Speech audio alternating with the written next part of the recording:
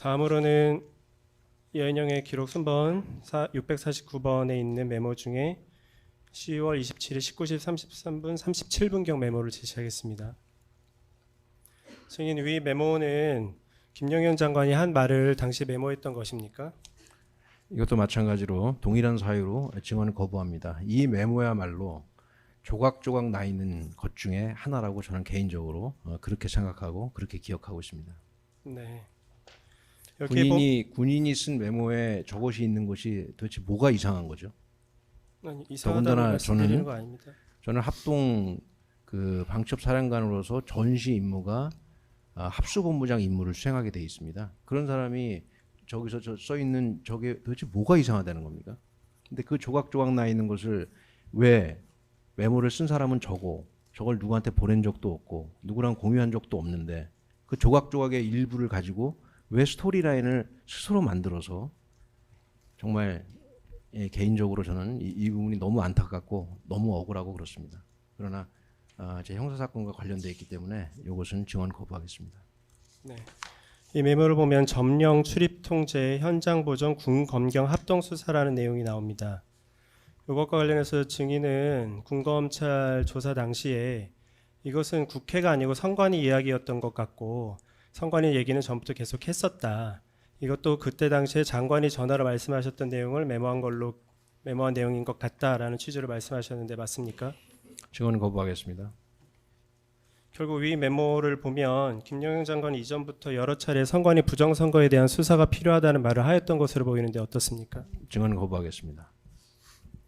다음은 2024년 12월 4일경 메모를 제시하겠습니다. 19시 12분 31분경 메모입니다.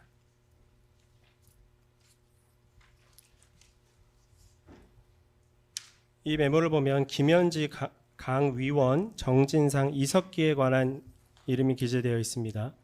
이들 이름이 기재된 이유는 무엇입니까? 이것도 마찬가지로 증언 거부하겠고요. 제가 한 가지만 말씀드리면 저는 저 강 위원이라는 사람이 강 무슨 뭐 혁신위원 뭐 그런 건 줄 알고 썼는데 이제 들었기 때문에 그렇게 썼죠. 근데 나중에 알고 보니까 저게 진짜 이름이더라고요. 그 정도로 그냥 아무 생각 없이 그냥 받아 적었다가 잠깐 지우고 뭐 그런 거에 불과하다는 말씀을 드린 것입니다. 증인은 군검찰 조사 당시에 이 이름에 대해서 장관이 문제가 있는 사람들이라고 이야기했던 사람들의 이름을 적어 놓은 것이다 라고 했고 이것도 장관님으로부터 전화로 들었던 것 같다 라는 말씀을 하셨습니다. 그런 사실이 있습니까? 제 재판과 관련된 사항으로 증언 거부하겠습니다.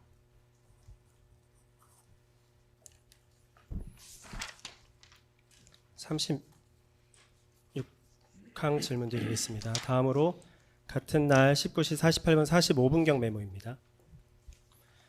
여기 보면 중경 간부 이상이 자발적으로 동조할 수 있도록 조치라고 되어 있습니다. 이 내용은 계엄이 선포되면 중경 간부 이상이 자발적으로 동조할 수 있도록 조치해야 된다는 의미입니까? 검사님, 그런 해석을 우리가 견강부회라 그럽니다. 견강부회. 중경 간부 이상이 자발적으로 동조할 수 있도록 하는 조치가 도대체 왜 계엄이랑 관련이 있다고 얘기를 하는 것인지 전 지금도 이해를 못하겠습니다. 네. 그러면 어떤 것에 관한 메모라는 건가요? 저도 정확히 기억 안 납니다. 그냥 그때 썼다 지웠다 그다음에 아까 처음 말씀드린 것처럼 저게 어떤 전체 메모의 일부인지 저거만 쓴 건지 뭘 보고 쓴 건지 도대체 기억이 안 나는데 그걸 가지고 저거 한 줄만 딱 갖다 놓고 나서 당신 지금 계엄의 중경 간부 이상을 자발적으로 동조할 수 있도록 조치를 해야 된다라고 얘기를 하니 아까 제가 처음에 판사님 말씀드리지 않았습니까? 지금 대한민국 군인 중에 계엄에 동의하는 사람이 세상에 누가 있습니까 지금? 근데 중경 간부 이상이 자발적으로 동조할 수 있도록 무슨 조치를 할 수가 있습니까? 대한민국 군인 중에 중경 간부 이상이 제정신인 사람이 계엄에 동조하는 사람이 있을까요? 평시던 전시던 계엄 훈련을 제가 어떻게 하는지 그 상황을 말씀드리지 않았습니까? 그런데 무슨 저 메모 하나를 보고 중경 간부 이상을 자발적으로 계엄에 동조하도록 만들었다는 그 견강부회와 같은 그 말에 저는 억장이 무너집니다. 네, 증인 말씀 잘 알겠습니다. 이 메모가 앞뒤로 다 연결이 되어 있는데 앞뒤의 정확히 내용들이 말씀드리면 앞뒤로 연결된 게 아니라 조각조각들을 그렇게 연결을 한 거죠. 예. 그러니까 메모가 말을 정확히 말씀하십시오. 네. 저 메모가 완전하게 살아있는 하나의 문장이나 완전하게 살아있는 하나의 메모가 아니란 건 검사님 너무 잘 아시지 않아요? 그냥 그때그때 조각조각 조금 남아있는 거 아니에요? 근데 그게 뭐가 완전히 연결됐다고 이 자리에서 그렇게 얘기를 하십니까? 아니 본인 증인이 너무 화를 내시지 말고 화내는 게 아니라 제 말을 좀 있는 잘 팩트를 그대로 있는 그대로 좀 말씀드리는 거예요. 들어보십시오. 예, 일단 증인께서도 네. 말씀하시다가 흥분하실 필요는 없고 일단 검사님 말씀도 끝까지 들어보시고 제가 이 메모 관련해서 말씀하십시오. 너무나 예. 억울해서 이렇게 말씀드리는 겁니다. 예, 판사님도 보셨잖아요. 중견간부 이상이 자발적으로 동조할 수 있도록 하는 조치가 도대체 계엄이랑 무슨 상관이 있습니까?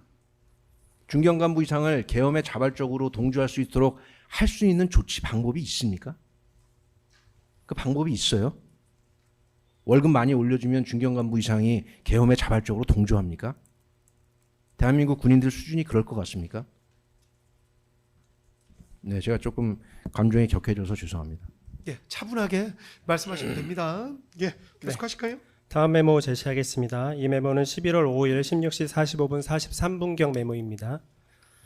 이 메모에 나오는 보면 리더십 불충분이라고 되어 있고 그 다음에 히읗, 이응, 지읒, 연이라고 되어 있습니다. 이건 누구를 말하는 건가요? 이것도 마찬가지로 제 형사재판과 관련돼 있는 사항이기 때문에 증언을 거부하고요. 저기에 이 연은 연합사 부사령관입니다. 연합사 부사령관이 계엄이랑 무슨 상관이 있습니까?